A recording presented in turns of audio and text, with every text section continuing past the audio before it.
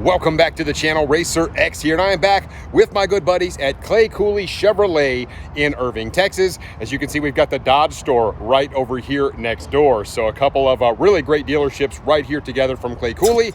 And today they were nice enough to lend me a very special vehicle, one that I've been bringing to you for a little while now. But today I want to make some points about the Ram TRX and why it is quite possibly the best Hellcat powered Mopar out there. And some of you guys may obviously disagree with this, but there is a reason that I tried to buy one of these trucks. It is absolutely fantastic, and today I'm going to give you several reasons why I feel like it is just not only the most amazing truck on the road, but also perhaps one of the best Mopars ever made. It should be a fun one. Also, guys, only about 21% of you guys out there watching at home are subscribed to my channel. Please do me a big gigantic favor. If you would consider hitting the subscribe button, which is located right down here in the corner, I would really appreciate it. I have all sorts of fantastic stuff coming up for you this year. It's going to be fantastic, and here we go. T-minus 15 seconds.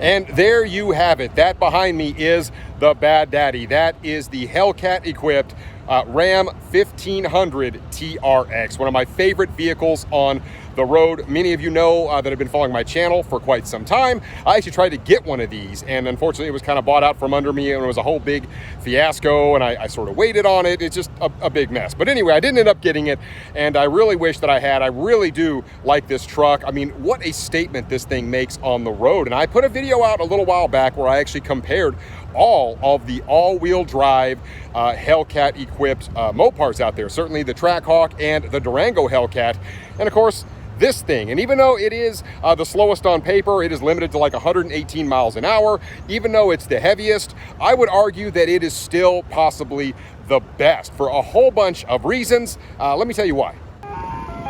Lieutenant Dang, ice cream. The first thing that I will point out about the Ram TRX is the fact that pictures really don't do this vehicle a lot of justice. I mean, just when you see one in person, then you really start to realize just how wide this vehicle really is and how much it really does, in fact, stand out. Obviously, you've got these heat extractors up here on the top, but certainly this right here, I mean, what a statement. I mean, it's just so much bigger and more pronounced than you would see, like even on the Hellcats of old, on the Durango, all that kind of stuff.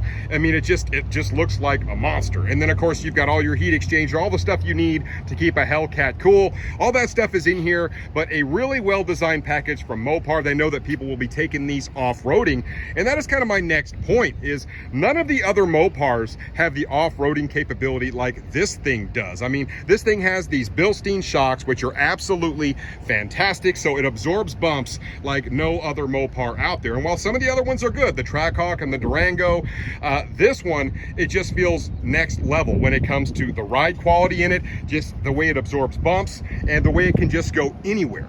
This truck has one of my favorite interiors of all the Mopars that they make right now. And yes, all of the Hellcats and the Scat Packs, they have a great interior on the Charger and the Challenger. It's different on both.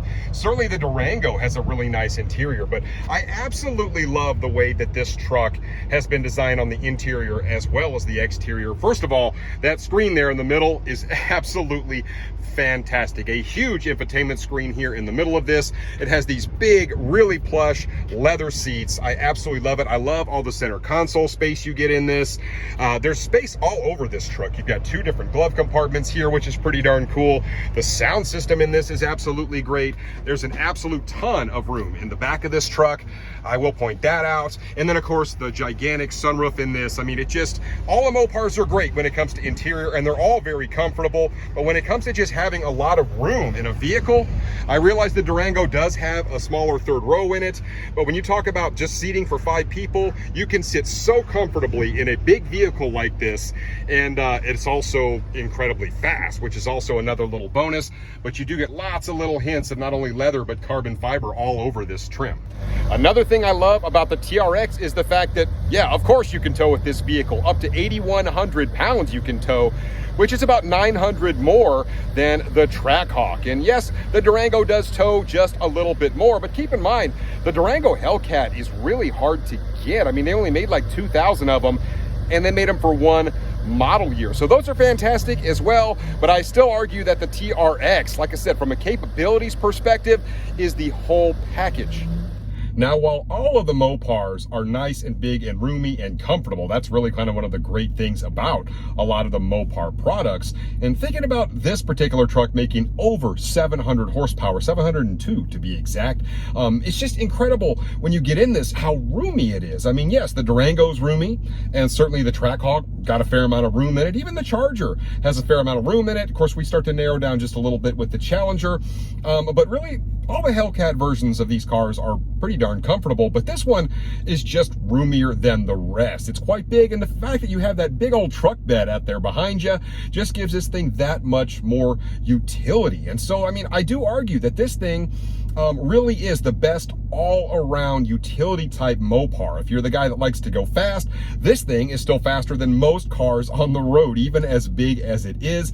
It sounds absolutely ridiculous when you get on it, especially that blower coming from under there. Like I said, you can take it off-roading, you can take it dooning, you can jump curbs with it. Doesn't seem to care, apparently. We've seen that in some of the other YouTube videos out there. Just check out all the drive modes this thing has. Several different drive modes here to choose from. Certainly Sport. Obviously, you've got your towing right there. If you've got snow, certainly this does the job for you.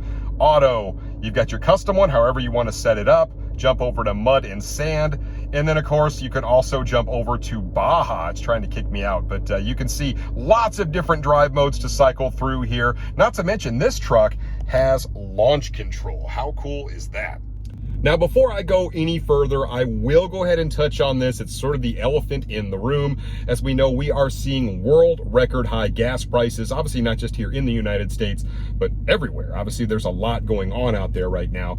And this particular vehicle, it simply does not get good gas mileage. To be quite honest with you, I think you'd be pretty lucky to get 10 or 11 miles per gallon out of this monster. But at the end of the day, I mean, most of the Hellcat powered vehicles, you know, they're not gas sippers. I mean, these are big Hemi supercharged monsters, and they're just not really meant for that. So it is kind of a sign of the times that, you know, you got to be aware of the fuel prices, the way this thing drinks fuel. It's got the big fuel tank on it, so it is not cheap to operate this car, certainly from a gas perspective. But then again, none of the Hellcats are, so what can you do?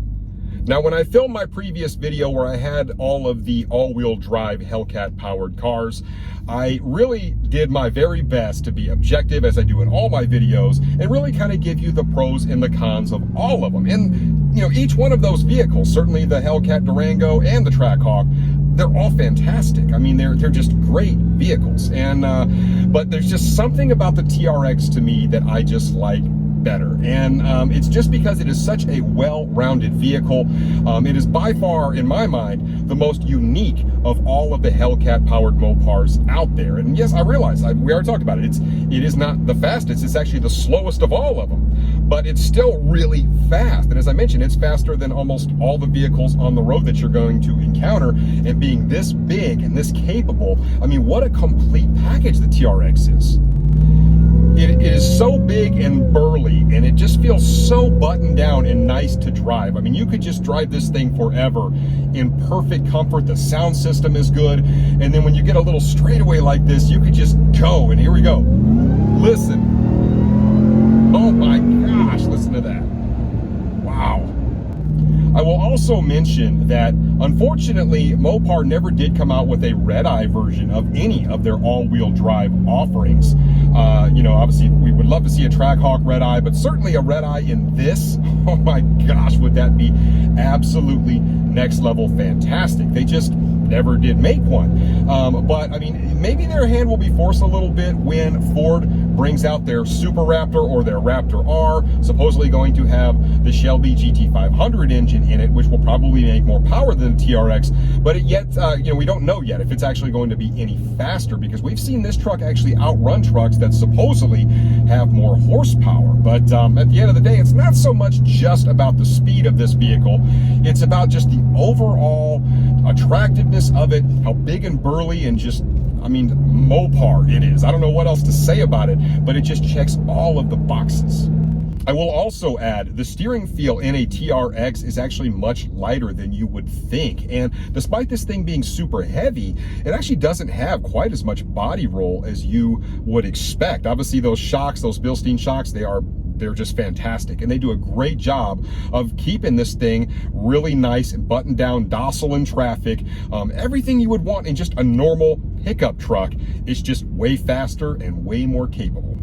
And there you have it. That is my argument as to why the Ram 1500 TRX is actually the most well-rounded and unique Hellcat powered vehicle made. I mean, look at all the room I have. That with the towing capacity, it's right up there. It has that big truck bed back there. It sits up the highest. It's the widest. It's just the burliest, most Mopar tire shredding just monster that they make. And it's so comfortable to sit in. I mean, it just checks all of the boxes. And I mean, it will still get your attention in terms of how fast it is as well. Man, they did a great job when they designed the TRX. If you've never driven one, I highly encourage you to go out there and drive it.